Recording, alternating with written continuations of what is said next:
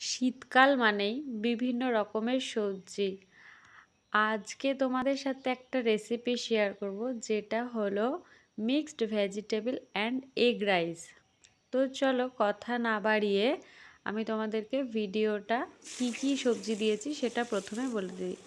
প্রথমে আমি কড়াইতে তেল গরম করে দিয়ে পেঁয়াজটা খুব সরু করে কেচে নিয়েছিলাম, যাতে সহজেই সিদ্ধ হয়ে যায়, ভাজাটা হয়ে যায়। তারপরে আমি দিয়েছিলাম সামান্য কিছু পরিমাণের লঙ্কা, আপনারা আপনাদের মতো ঝালটা দেবেন। আর দিয়েছিলাম আদা কুচি, দিয়েছিলাম গাজর, ফুলকপি, আর দিয়েছিলাম টমেটো, আর দিয়েছিলাম বিনস আর ফুলকপিটা আমি কিছুটা ভাপ দিয়ে নিয়েছিলাম 1-2 মিনিট মতো, তাতে করে আরও সহজেই সিদ্ধ হয়ে যাবে এর জন্য। আর দিয়েছিলাম আমি কড়াইশুঁটি। এটা ভালো করে সিমে ভাজতে হবে, যাতে সবজিটা খুব ভালোভাবে সিদ্ধ হয়ে যায়। আর এই ফাঁকে আমি ডিমগুলোকে ফাটিয়ে নিলাম। এখানে আমি 5টা ডিম দিয়েছিলাম।